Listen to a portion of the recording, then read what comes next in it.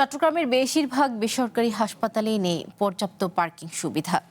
কোনো হাসপাতালে পার্কিং থাকলেও তা ব্যবহার করা হয় অন্য কাজে। পার্কিং সংকটের কারণে হাসপাতালের সামনে ঘন্টার পর ঘন্টা লেগে থাকে যানজট। এতে প্রতিনিয়ত দুর্ভোগে পড়তে হয় রোগী ও স্বজনদের। সিডিএ বলছে, বাণিজ্যিক ভবনের অনুমতি নিয়ে গড়ে তোলা হয়েছে হাসপাতাল, শিগগিরই ব্যবস্থা নেওয়া হবে।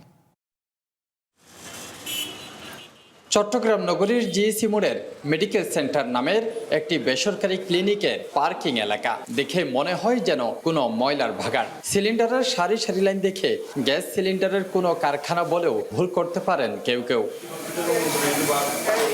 কয়েকশো গজ দূরে রয়েছে রয়্যাল হাসপাতাল নামে আরও একটি ক্লিনিক, যেখানে পার্কিং এর জায়গাতেই বসেছে মার্কেট। শুধু এই ক্লিনিকই নয়, মেট্রোপলিটন, সিএসসিআর সহ নগরীর নামি দামি প্রায় সব বেসরকারি হাসপাতালে নেই পর্যাপ্ত গাড়ি পার্কিং সুবিধা। লাইফে কোনো কিছুর গ্যারান্টি নাই, তাই ইন্স্যুরেন্স করুন সিটি ব্যাংকে, কারণ ইন্স্যুরেন্স করলে সিটিতে সুরক্ষা পাবেন নিশ্চিন্তে। বাইরে গেলে জায়গা নেই, জায়গা কম তো ডাক্তার সাহেবরা ডাক্তারদের গাড়ি যদি না রাখে তাহলে তো সমস্যা। রোগীদের কোনো গাড়ি ঢুকানোর কোনো সুযোগ নেই, জায়গা নেই। তো এখানে 60টা গাড়ি আনে, ইমার্জেন্সি দরকার হলে, যখন ইমার্জেন্সি দরকার হয় তখন রাখি আর কি। যথেষ্ট ম্যান পাওয়ার দিয়ে পার্কিংগুলোকে গাইড করে আপনারা বেসমেন্টে নিয়ে যান। ওনারা এই জিনিসটা আমাদের সাজেস্ট করেছেন আর কি। নগরীতে যত্রতত্র অপরিকল্পিত ক্লিনিক ও পার্কিং সংকটের কারণে আশপাশে দীর্ঘ যানজট যেন নিত্য ঘটনা। চট্টগ্রাম উন্নয়ন কর্তৃপক্ষ বলছে, বাণিজ্যিকভাবে অনুমতি নিয়ে গড়ে তোলা এসব বেসরকারি হাসপাতালের বিরুদ্ধে শিগগির ব্যবস্থা নেওয়া হবে।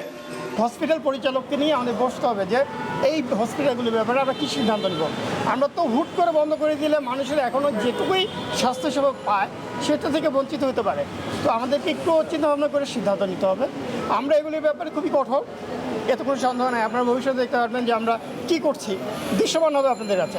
বেসরকারি ক্লিনিকগুলোর মানসম্মত পরিবেশ নিশ্চিতে সম্ভাব্য প্রয়োজনীয় উদ্যোগ নেয়ার আশ্বাস দিয়েছে চট্টগ্রাম উন্নয়ন কর্তৃপক্ষ। তাফহিম আলমগীর, ওয়ান নিউজ, চট্টগ্রাম।